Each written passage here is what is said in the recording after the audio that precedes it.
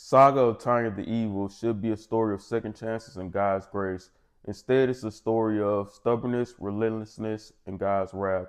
Tanya the Gorbachev was once a loyal company man, rising up the corporate ladder through ruthlessness and extreme loyalty.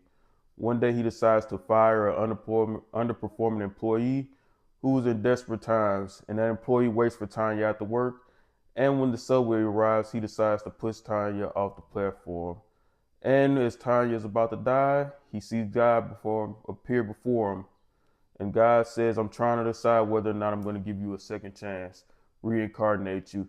And Tanya responds, I don't believe in God. That's for the weak and the desperate who need something to cling on to. And God looks at Tanya and says, so you're saying your life was too good. You had it too easy. Well, how about I give you some dire strengths and we'll see if you have faith in me then. And I want you to see how long you can survive because I'm not giving you another chance after this. And Tanya is reborn as a little girl in war-torn times and an orphan. And the only thing she has going for her is a high affinity for magic. And so Tanya decides, I'll just join the military. I'll win the war. And you know what? I'll show God. I'm going to get a high ranking position. And then I'm going to live a peaceful, cushy life like I should have had in my old life. This is the definition of anti-hero. The definition of anti-hero. Like I think of the Lelouch v. Britannia. I think of Light Yagami, and then I think of Tanya right after that. Like this is one of the most interesting characters I've seen in Isekai.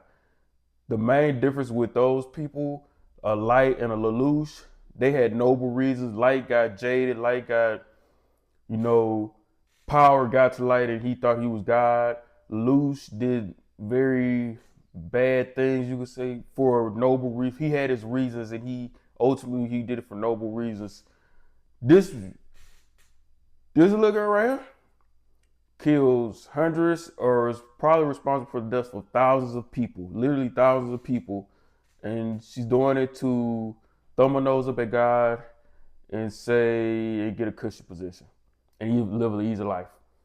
The easy life thing is a common thing in Isekai. That you have people who have an easy life or they're trying to get to easy life, and it's a common thing here. And you just go, I'm gonna make a lot of money. Nope. He like, I'm going to kill hundreds, thousands. I'm gonna kill whoever I gotta kill. I'm gonna do whatever my commanding officer tells me to do, all in the name of me getting to my goal, which is a cushy life, and to say, take that, God. I told you I ain't need you. It's very interesting. Dark, violent. Animation looks great. It's so weird. I look at like older Isekai. I look at like Isekai like 8 to 10 years old. Beautiful animation. I look at Isekai drop yesterday. Shit looks terrible. CGI looks horrible. It's so weird seeing stuff like that. But I know different budgets, I guess. But it's like y'all can't figure out nothing better than this. But man, such an interesting story. 13 episodes, season 1. They do have a movie that follows up right after the storyline. I'll be watching and reviewing that because I really enjoy this and I think it needs multiple reviews from me. When you do something right, I give you multiple videos. This one deserves it. I will say season 2 is dropping this summer, so I will be reviewing it for sure. Not sure if it's gonna be one of my week-to-week videos, but we'll see.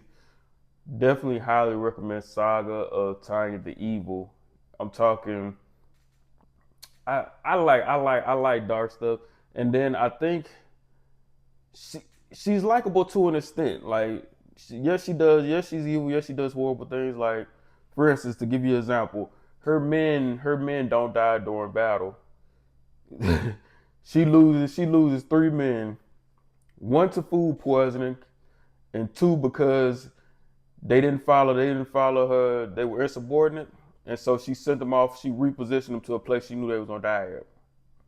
So yeah, she a cold piece of work. And this is some shit she do in episode 1, and she does some horrible things for the sake of just proving a point. And let me just say, it's not just Tanya, because it's God versus Tanya in this thing. God is, because Tanya keeps winning battles, because Tanya is relentless, determined, and she don't give a damn. And she's studious, understands military strategy. She's putting to work, and she keeps winning these battles after battles after battles. Has great intuition, and God keeps like Tanya even gets a position early to an office position. God puts her back on the front line, and then he just keeps putting her in dangerous situations to be killed. Even goes and talks to Tanya's enemies and whispers in their ears and gives them blessings just so they can go kill Tanya. So it goes both ways. But this is just a highly interesting anime. Highly recommended. Looking forward to reviewing the movie. I would say it's definitely one of those ones, especially in isekai. It's crazy how some of the best isekai, even though I mean that's just anime, but it's crazy. I feel like we should be getting. I feel like isekai or anime in general should be elevating. But I go and watch some of these older anime from like a decade ago, and they're amazing. I watch some stuff nowadays, and it's like what the hell? Animation looks cheap. It's like, but yeah. Highly recommend Saga of Tanya the Evil. Great character, great anime. I'm gonna give it an 8.5 out of 10. Check it out, enjoy. Anime review from you who knows nothing, smartest man in the world. Later.